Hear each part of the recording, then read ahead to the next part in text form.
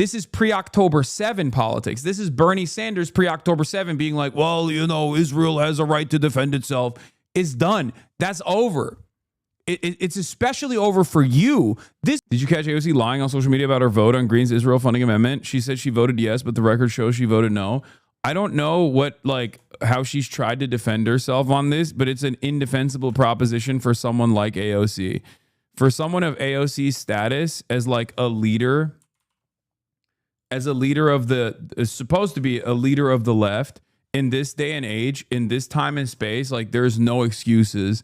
And I think like there are people from all different shapes, colors, from every other kind of background. I'm not even talking like there are people like Maddie Iglesias wrote an article today, I think, talking about how like Israel doesn't need our funds. Okay. I'm sorry. You can't get outflanked by Maddie fucking Iglesias if you're AOC. Okay. It is completely unacceptable.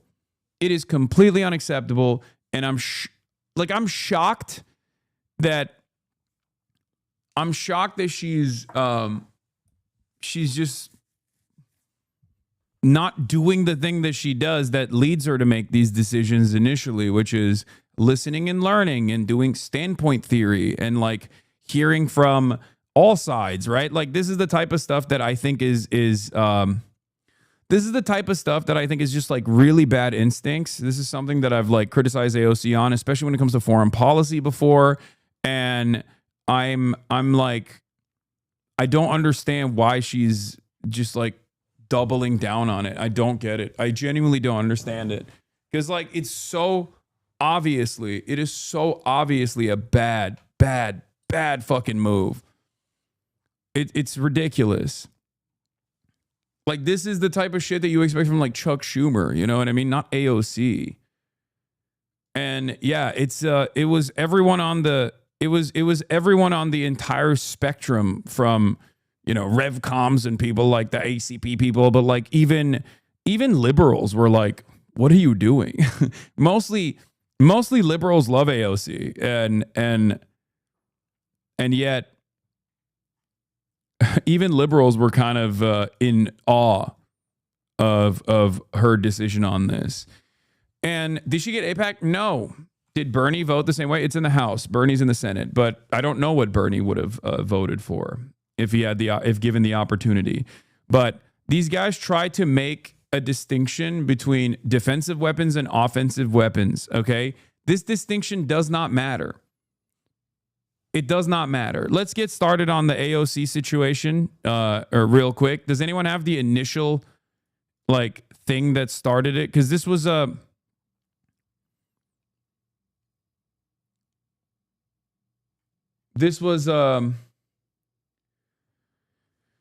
This started off with a Marjorie Taylor Greene bill, okay? It started off with a Marjorie Taylor Greene bill where she basically, I think, like put out a messaging bill. That was bullshit. Like it's a classic messaging bill, but it's no different than, I guess, like when Bernie Sanders puts out a messaging bill to deny weapons transfers to Israel in the Senate, you know what I mean?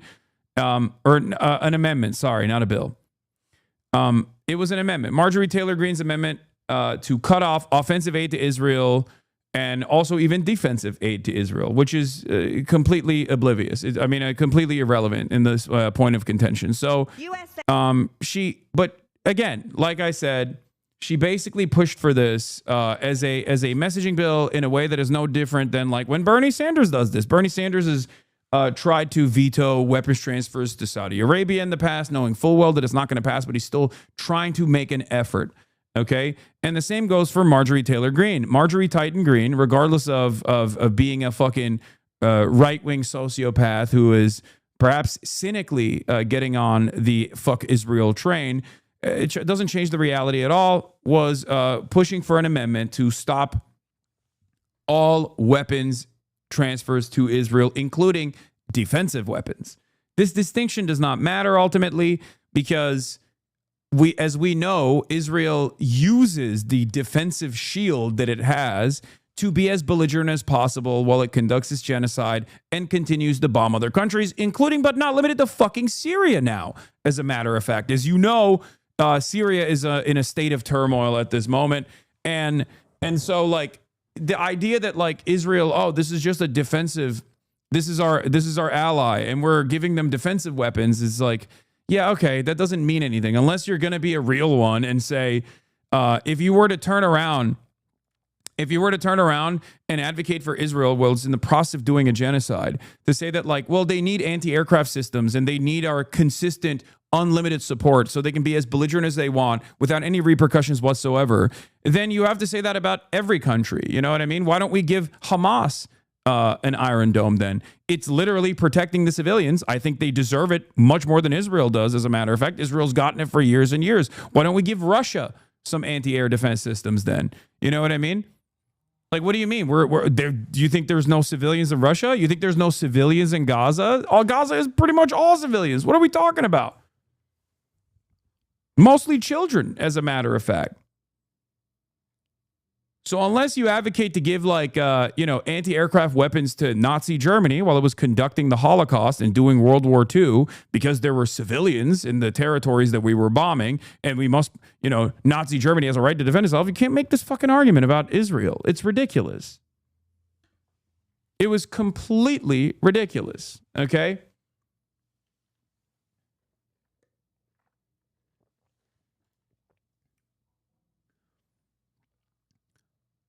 So let's get started on this here. Members of Congress speak on the House floor. Marjorie Taylor Greene and AOC's response and all that. Israel is a nuclear-armed nation, and they're less than $400 billion in debt. They are quite a thriving and successful nation. Their economy is strong. They're doing a great job for their people. However, the United States, the American citizens, are $37 trillion in debt. Yet we're continuing to send hundreds of billions of dollars in foreign aid constantly to foreign countries. This has to end at some point. Our problems here at home for Americans and the American taxpayer that are paying for all of this have gotten too large. And I also want to point out that Israel bombed a Catholic church in Gaza, and that an entire population is being wiped out as they continue their aggressive war in. I'm sorry, under no circumstances are you allowed to be outflanked on an issue of morality that, like, the overwhelming majority of the American public can see by Marjorie Titan fucking Greene, of all people. This is a ginormous failure of the Democratic Party. This is not even a question. This should be a moment for the Democrats to, in unison, advocate for this exact same thing that Marjorie Taylor Greene is saying, so that Marjorie Taylor Greene looks like an outsider who's a hanger-oner on this issue, okay? What are we doing here? Even from a cynical, cold, calculated framework, if you're just interested in the politics of it all, if you're just interested in winning, okay, the idea that you would allow someone like this fucking psychopath to actually be the voice of moral clarity in American Congress is insane to me, okay? Obviously, we make different calculations here. We obviously consider this from the perspective of the humanity of the Palestinians that are being ruthlessly fucking slaughtered here, okay, by the apartheid state of Israel. It's completely unacceptable. It is completely inappropriate. It is such a disastrous failure of epic proportions that the Democrats are allowing the Marjorie Taylor Greenes of the world and the Tucker Carlsons of the world to basically be the thought leaders on an issue that 80% of the public is on board with. Okay? This is ridiculous. This is completely ridiculous. That's it. The Diddycrats have did it again. Okay? It makes no sense. It would be like if the Democrats were looking at the Epstein file saga and turning around and being like, let's not release them, actually. Trump is good on this issue, okay? It would be like that. You know, you have broad, unified support for serving justice to those who were involved with Jeffrey Epstein. And if the Democrats were just like coming out and being like, actually, nothing to see here. Haha, don't even do it. Don't even look at it. Look the other way, please. It blows my mind how bad the Democratic Party is. Oh my God. Not gonna lie, I thought you would defend her. What are you talking about? There have been plenty of instances where I've actually criticized AOC, specifically on this stuff.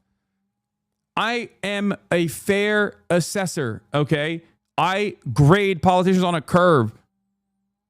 I grade them as I match them up with what my expectations are of them, and my expectations are sound and reasonable. My expectations are not insane. I'm not demanding AOC do something above and beyond. I'm demanding that she does the fucking bare minimum, but then also, I guess, on top of that, be a thought leader, be a leader in this party, especially at a time when we know for a fact that the majority of Jews in New York, for example, voted for Zohran Mamdani over Andrew Cuomo. Zohran Mamdani was uncompromising in his anti-Israel position. As a matter of fact, he said he was going to arrest Benjamin Netanyahu.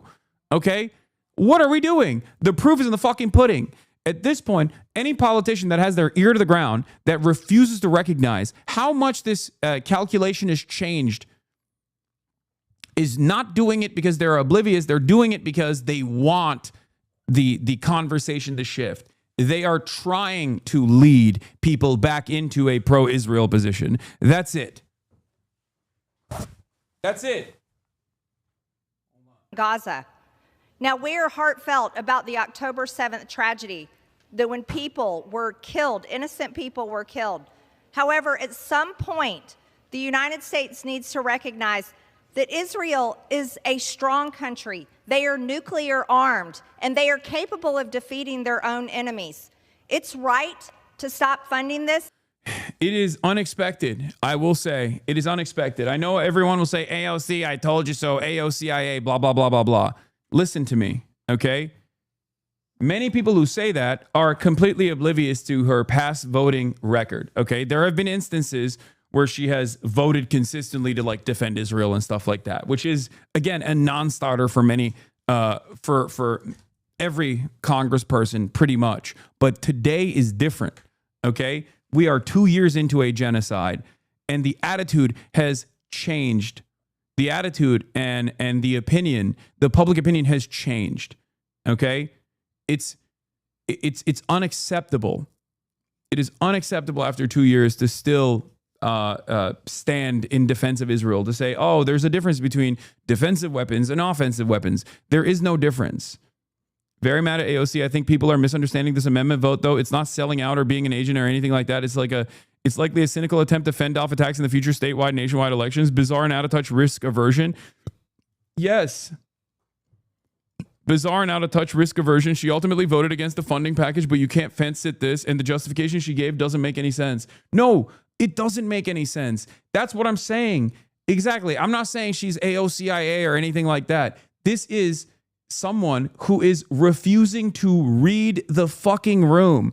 And the irony here is that AOC is supposed to be a leader in the Democratic Party, a progressive voice in the Democratic Party. What are you doing? I'm not saying she's like compromised by AIPAC or whatever. That's not my opinion at all. My opinion is this is a profoundly bad political move. Okay? It is a profoundly bad political move. It basically shows that her political instincts are still, after a couple years of being in Congress, her political instincts, especially on this stuff, is so bad. Your expectations of AOC is what led you to be shocked several times over because you listened to her words and not her actions. What? No, that is incorrect. My expectations of AOC are working within the confines of the Democratic Party and being able to read the goddamn room, okay? I am an incredibly fair critic of AOC. You guys oftentimes, like you did with the Zohran endorsement, will go along with these narratives that like she is, CIA compromise, all this shit, okay? That's not the case. It's something worse than that. Ironically enough, it's silly. Let's see what Felix had to say. Truly and shockingly stupid. Beyond the nonsensical distinction between defensive and offensive weaponry, the state of constant warfare with neighboring countries is putting putting us in so many self-defense situations. Why is the one country entitled to free refills? It's fucking insane. You'd think it was the Bill of Rights. Israel has enough resources at its disposal for universal health care, a relatively gigantic military, and the Haredi Dole program. Do they just deserve free interceptor missiles more than other countries? I don't even think this is cynicism. AOC isn't a cynic. She's fucking stupid. A true cynic seeking to become the standard bearer of the electoral left would at least recognize the moment they're in. This is just pure idiocy and cowardice. That's what I mean. This is just a bad political decision for someone who wants to run for president. It is a bad political decision. It is the expectation. This is the expectation you would have. A bad political decision such as this one is supposed to come from the likes of Kamala Harris. It's not supposed to come from someone like AOC. Okay? It's just an incredibly bad political decision.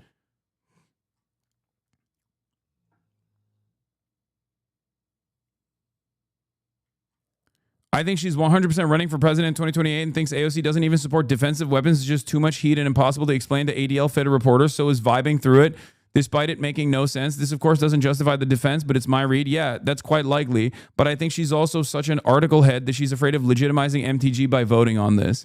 I think that Felix's assessment on this is entirely correct. She doesn't want to look like she's aligned with Marjorie Taylor Greene under any circumstance whatsoever.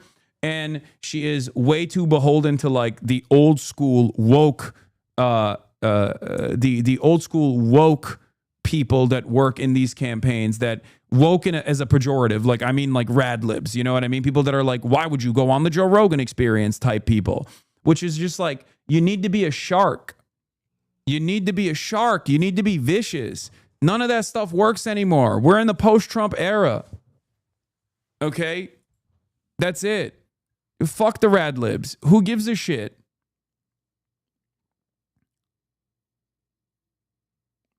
It does not make any sense whatsoever. Anyway, so initially she said, where was it? Initially she said something along the lines of like, Marjorie Taylor Greene's amendment does nothing to cut off offensive aid to Israel nor end the flow of U.S. munitions being used in Gaza. Of course I voted against it. What it does do is cut off defensive Iron Dome capabilities while allowing the actual bombs killing Palestinians to continue. I have long stated that I do not believe that adding the death count of the innocent victims of the war is constructive to its end. That is a simple and clear difference of opinion that has long been established. This is a bullshit, an incredibly cowardly way to fucking defend this decision, by the way. It would have been better off if she just said like, I don't like Marjorie Taylor Greene and it's a cynical messaging bill or something. Even then it would have been cowardly for her to not vote for it. But it is ridiculous to say, oh, it's defensive weapons. What do you mean defensive weapons? Who gives a shit? What are we talking about? Everyone at this point, especially someone like AOC, should be aware that Israel gets to fucking literally do as much violence as possible because they know full well that we're always going to be footing the bill on the defensive side, okay? It's not about like letting Israeli civilians die. This is not the case, okay? The point is, if Israel feels like they are left unguarded, okay, or if they feel the pressure from BDS, for example, boycott, divestments, and sanctions on the state of Israel, then they will stop doing genocide. That's the whole point. It is the least violent means of stopping Israel. It is fucking ridiculous. No one is saying like, oh, blow up Israeli civilians, please. That's fucking stupid. That's not the argument here. The argument is Israel will stand down if we stop giving them weapons, defensive weapons and offensive weapons, just all weapons. And it's ridiculous because no one would make the argument, yeah, look, we were only selling Germany anti-aircraft ammo. It was just defensive weapons. It would be ridiculous. That would be a ridiculous argument.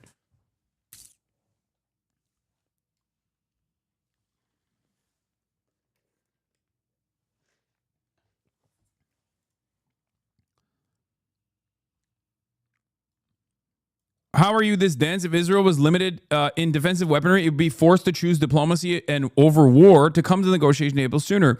You think it'd be this reckless in Gaza if it knew hundreds of rockets were headed its way? So short-sighted is the case. That's it. Like, this argument is not a real argument at all. This argument is an argument that you take if you are still trying to exist in the old world, okay?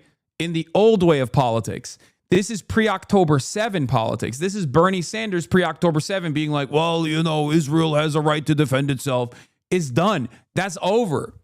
It's especially over for you. This position maybe is not over for like a Kamala Harris, but for you, you're supposed to be the room reader. You're not supposed to be tone deaf. You're not supposed to be tone deaf to the fucking cries of the Palestinians. So I think it's just such bad politics. It is such bad politics.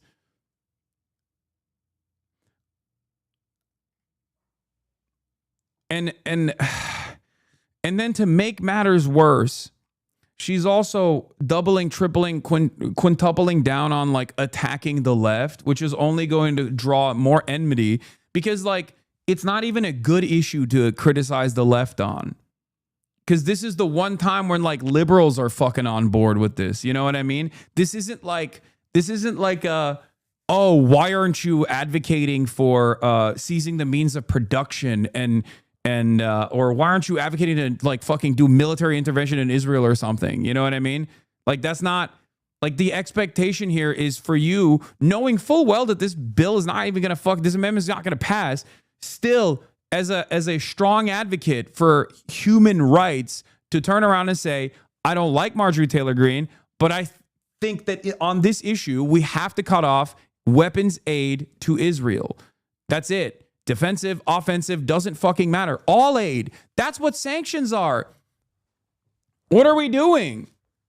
We're supposed to be advocates for boycotting and we are supposed to be advocates for boycotting the state of Israel, for demanding sanctions to the state of Israel, for demanding divestment from the state of Israel. This is a part of that process. If you can't even do that, then what the fuck are we doing?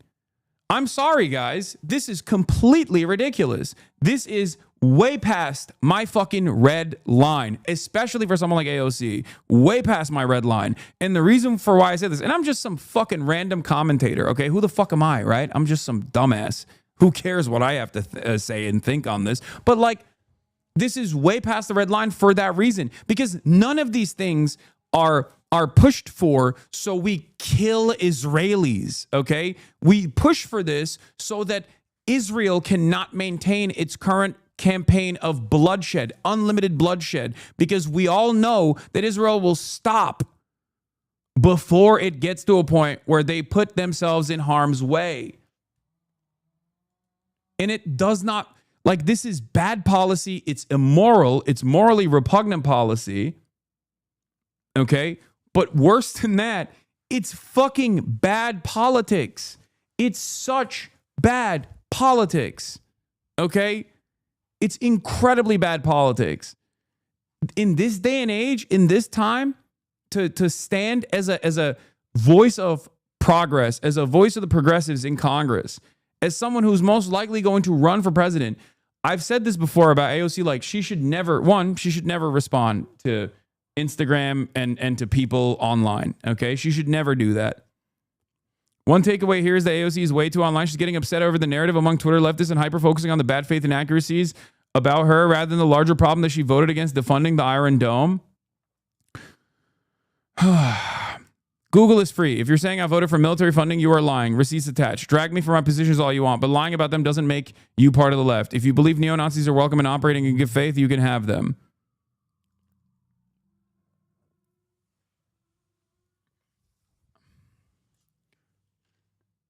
This, by the way, is the overall package, but she voted against the amendment.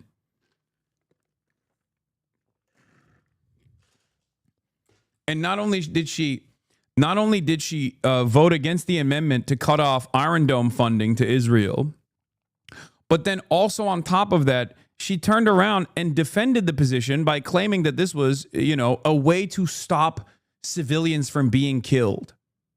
Okay? A way to stop Israeli civilians from being killed. And it's like, that's not the point here. Okay?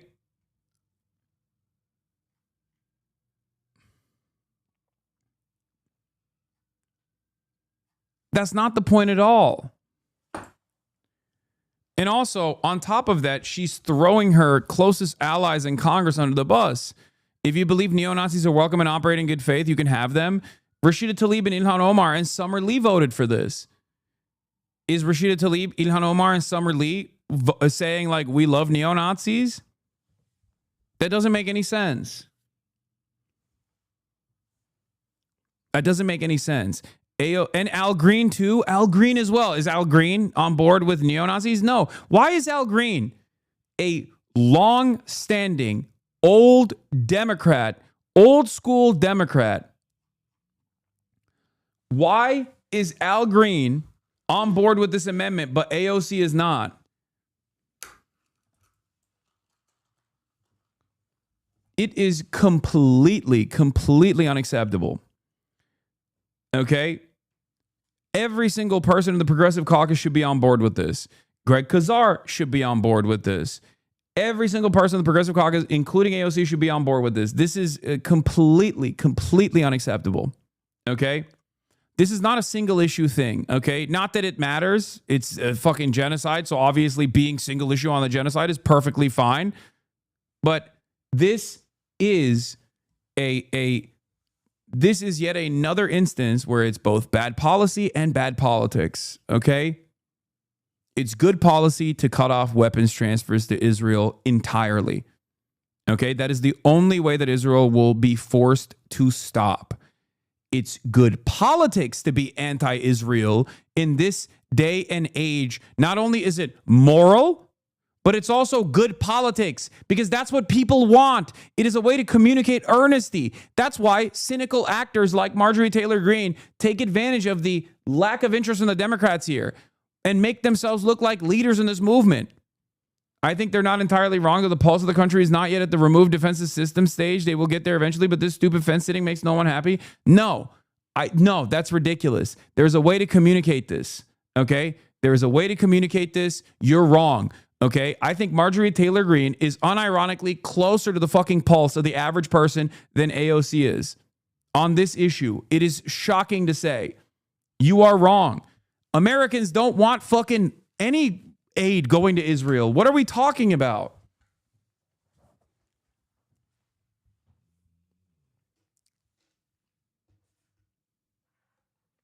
It's gone. It's done.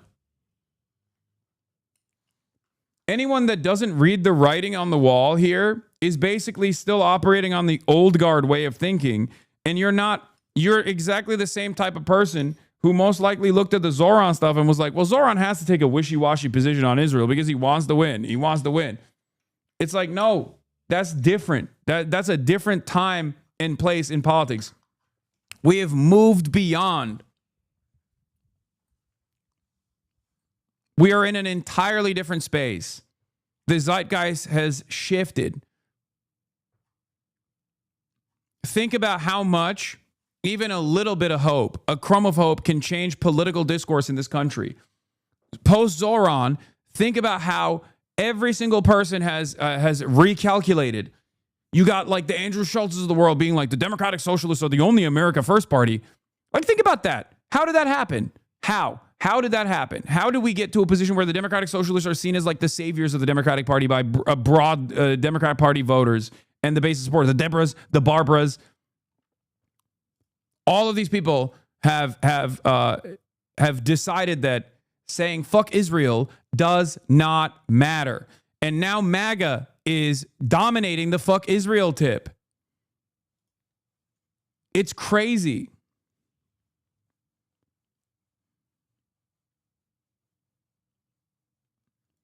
With AOC's recent vote, this is worth consideration. Will clock to 2. Given AOC's most recent statements, I now fully believe Bernie Sanders and AOC purposely ducked the full interview they told us on they give him. I don't buy that they were running behind on schedule or whatever. I never did. I think they used him. Will clocked it too. That situation was weird. I was willing to give the benefit of the doubt, but come on, this is no shade to Hassan, and I could be wrong. But my instinct from that whole interaction was that they used him for his audience and never planned on giving him giving him time to push him on anything. I don't think that's the case. But I mean, look, it's, I haven't had them on since then, so who knows? No, they had a speech. I don't think it's the case for this particular situation.